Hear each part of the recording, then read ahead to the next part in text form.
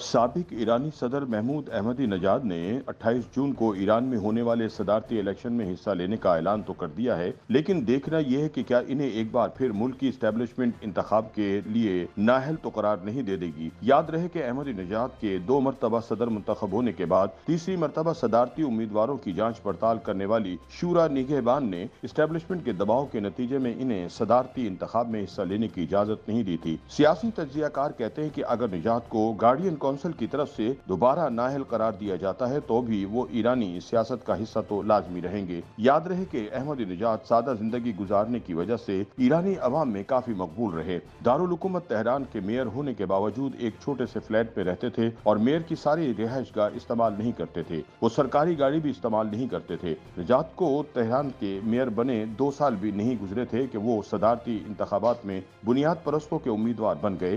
جب انہوں نے یہ انتخاب لڑنے کا اعلان کیا تب وہ ایران کی قومی سیاست میں کوئی جانا مانا نام نہیں تھے۔ تاہم صدارتی انتخاب کے پہلے مرحلے کی ووٹنگ میں انہوں نے سابق صدر ہاشمی رفسنجانی کے بعد سب سے زیادہ ووٹ لے کر مبصرین کو حیران کر دیا اور یوں دوسرے مرحلے میں وہ ہاشمی رفسنجانی کے مد مقابل آ کھڑے ہوئے۔ احمدی نژاد پہلی مرتبہ 2005 میں صدر منتخب ہوئے۔ اس کے بعد 2008 میں وہ دوسری مرتبہ اس عہدے پر فائز ہوئے۔ وہ 2013 تک ایران کے صدر رہے، لیکن پھر ایران کی طاقتور اسٹیبلشمنٹ سے اختلافات پیدا ہونے کے بعد انہیں اگلے الیکشن میں حصہ لینے کی اجازت نہیں ملی۔ احمدی نژاد کی صدارت کے دوران ایرانی حکومت کے تمام شعبوں میں فوج کے اثر و رسوخ اور طاقت میں اضافہ ہوا، لیکن اس عرصے میں جس طرح خامنہئی نے روح اللہ خمینی کے قریبی حلقوں کو طاقت کے مراکز سے دور کیا، اسی طرح محمود نے بھی وزراء اور معروف لوگوں کو وزارتوں اور سرکاری اداروں سے ہٹانا شروع کر دیا۔ دراصل احمدی نژاد کی دوسری صدارتی مدت کے آغاز سے ہی ان کے اور رہبر اعلیٰ علی خامنہئی کے درمیان تنازع شروع ہو گیا تھا۔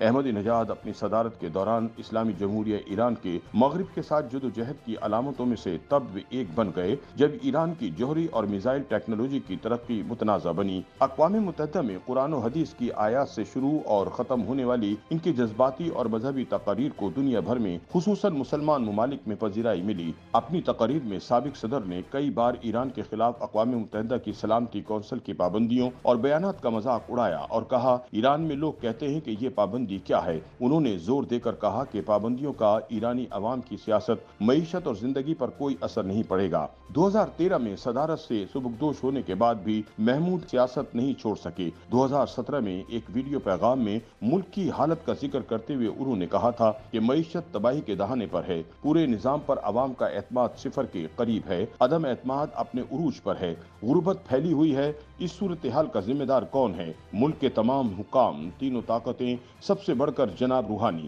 اس دوران انہوں نے صدارتی انتخاب میں حصہ لینے کا اعلان کیا تو رہبر اعلیٰ آیت اللہ خامنہئی نے متنبہ کیا کہ احمدی کا الیکشن میں حصہ لینا ملک کے مفاد میں نہیں۔ تاہم احمدی الیکشن لڑنے پر مصر رہے تو انہیں بطور صدارتی امیدوار نااہل قرار دے دیا گیا۔